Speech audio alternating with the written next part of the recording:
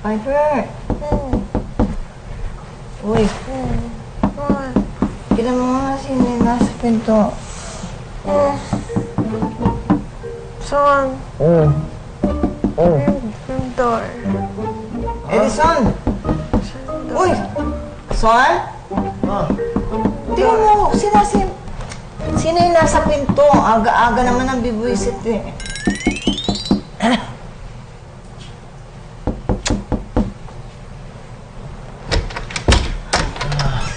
Ano po? Kailangan niyo?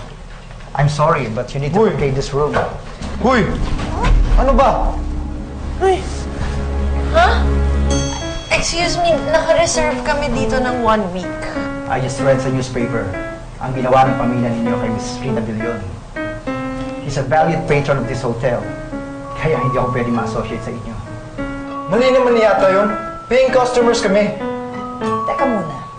Magkano ba ang binayad ng kairit akong pamangkin sa'yo para doblehin ko? Para lubayan mo na kami, ha? It's a discretion of the management, and it's not open for a discussion.